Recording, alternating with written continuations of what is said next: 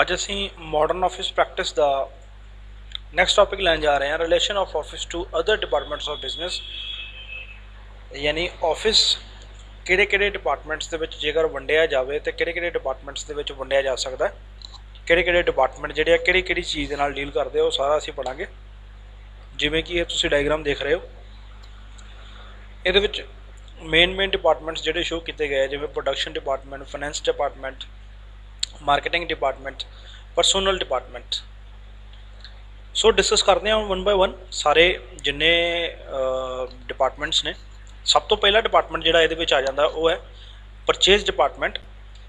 Purchase department basically deal करता है purchase of material and stores, यानी हर एक तरह की परचेज दे नाल, चाहे वो परचेज मटीरियल की होवे, किसी तरह के स्टोर मटीरियल की होवे, किसी तरह का कोई प्लांट असी अपने प्रोडक्शन प्रोसैस के लगाना चाहुंदे आ, प्लांट परचेज करना या फिर मशीनरी परचेज करनी है। हुण प्लांट एंड मशीनरी का मतलब है वो मशीनरी जिहड़ी कि प्रोडक्शन प्रोसैस के यूज़ की जानी है, उन्होंने प्लांट एंड मशीनरी कहा जाता है। यानी किसी भी तरीके की कोई भी परचेज या मटीरियल की होवे या कोई मशीनरी परचेज करन दी होवे या कोई स्टेशनरी परचेज करन दी होवे, वो सारी की सारी जिहड़ी है वो परचेज डिपार्टमेंट द्वारा ही की जाती है। इन्हों काफ़ी सारे जिहड़े बुक्स ऑफ अकाउंटिंग जिहड़ी कंप्लीट करनियां पैंदियां, जिवें जर्नल्स बनाने पैंदे आ, लेजर्स बनाने पैंदे आ, वाउचर्स बनाने पैंदे जिहड़े कि इहनां दे नाल कनैक्टेड रहिंदे आ। ये तुसीं पढ़ोगे अकाउंट्स दे विच जर्नल, लेजर्स ते वाउचर्स की ने।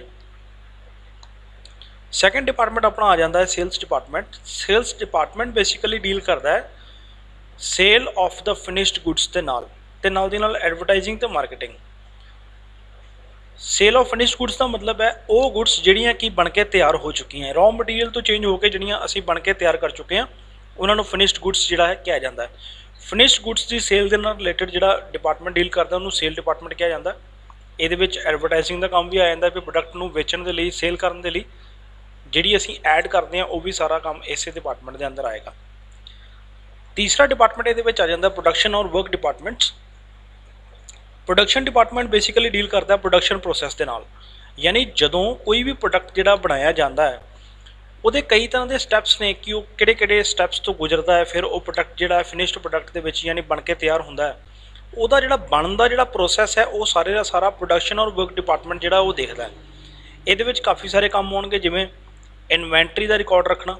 इन्वेंटरीज होंदा है स्टॉक का रिकॉर्ड कि तुहाडे कोल किहड़ी चीज़ जिहड़ी आ स्टॉक दे विच पई आ, किन्ना काम जिहड़ा हजे बाकी है, वर्क इन प्रोग्रेस किहड़ा काम हजे चल रहा है तो किन्ना काम बाकी है, किन्नी वेस्टेज हुई है, किन्नी स्पॉइलेज हुई है। जे कोई मटीरियल खराब हो गया सानू उहदा भी वेरवा जिहड़ा इस डिपार्टमेंट के राही देना पैंदा।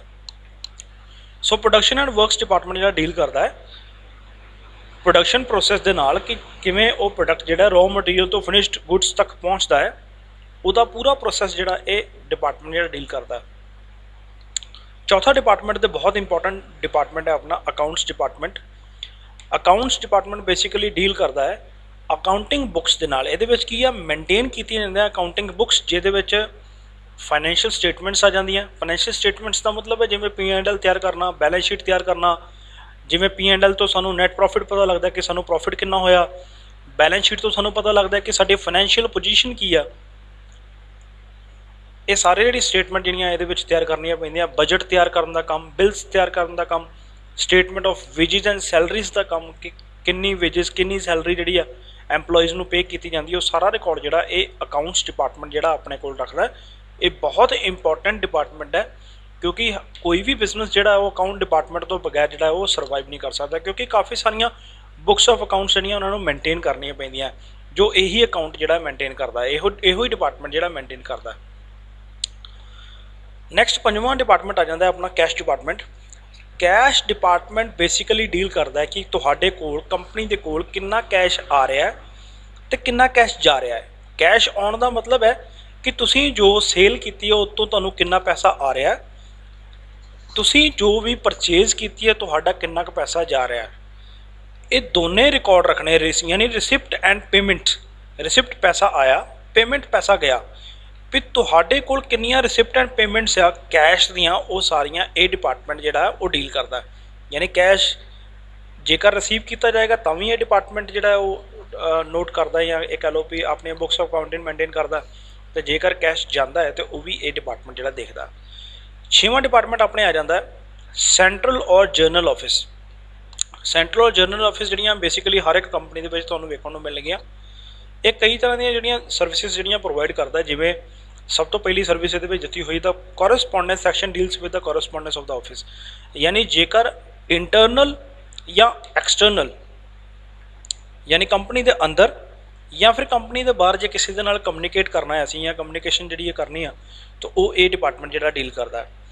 टाइपिंग एंड डुप्लीकेटिंग सैक्शन, ये जोड़ा सैक्शन है वो की करता है, जिन्ना भी टाइपिंग का काम या फिर किसी डॉक्यूमेंट का जो असी डुप्लीकेट तैयार करते हैं या वो डॉक्यूमेंट की जो असी कॉपी करते हैं वो सारा काम जो इस डिपार्टमेंट के सैक्शन के राही किया जाता है।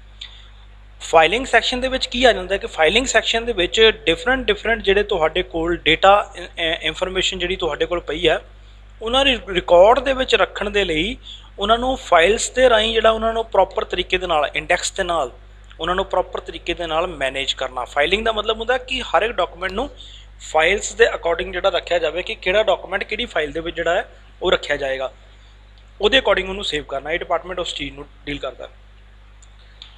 डी पॉइंट है मेलिंग सैक्शन, यानी ये हर एक वो काम किया जाएगा मेल्स के नाल रिलेटेड, ईमेल्स भेजनियाँ, ईमेल्स रिसीव करनियाँ, इनकमिंग तो आउटगोइंग मेल्स के नाल डील करता है ये डिपार्टमेंट। यानी तुहाडे कोल जिन्नियां कंपनी के कोल मेल्स आउंदियां उहदे नाल जिन्नियां कंपनी मेल्स डिलीवर करती है सेंड करती है वो सारियां इस डिपार्टमेंट के राही डील किया जाता है। लास्ट पॉइंट ये आ जाता है secretarial department deals with the general administration and the coordination of the various department. ये वो डिपार्टमेंट है जिहड़ा कि जरनल एडमिनिस्ट्रेशन के नाल रिलेटेड है। जनरल एडमिनिस्ट्रेशन का मतलब है कि जिहड़ा आम रोज़ के कामां दे विच जिहड़ा असीं मैनेज करते हैं रोज़ के काम, आम जिहड़े काम ने अपने ऑफिस के विच जिहड़े वो ये डिपार्टमेंट जिहड़ा डील करता है। चाहे वो डिफरेंट डिपार्टमेंट्स के नाल कोई कोऑर्डिनेशन बनाने का काम होवे, तालमेल बनाने का काम होवे या होर कोई जनरल काम होवे।